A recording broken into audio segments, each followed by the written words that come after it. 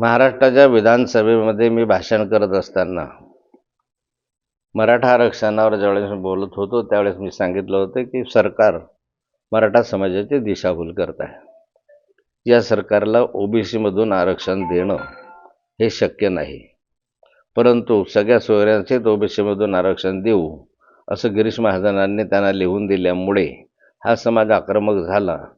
परंतु ती स्थिती किंवा तो शब्द ह्यानं पाळता आला नाही आणि त्यापुढे जरांगेंना आज आंदोलन करण्याची वेळ आलेली आहे. पण पुन्हा एकदा यश मिळेल असं वाटतंय तुम्हाला? जरांगेंना सध्याची जी परिस्थिती पाहिजे, एकदा आरक्षण दिलं गेलेलं आहे तर यात ते मार्ग निघू शकेल असं वाटतंय? कोणत्याही स्थितीमध्ये ओबीसीमधून आरक्षण देऊ नये ही भूमिका सर्व पक्षांनीच आधीपासून घेतलेली आहे की ओबीसीच्या आरक्षणाला धक्का न लावता आरक्षण दिलं पाहिजे ही भूमिका सर्व पक्षांनी मांडलेली आहे.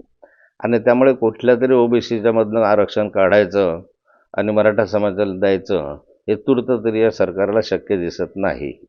सरकार प्रयत्न करत असेलही, परंतु घटनेच्या चौकटीत राहून न्यायालयाच्या मध्ये टिकलं पाहिजे अशा स्वरूपाचं आरक्षण आज तरी हे सरकार देऊ शकत नाही.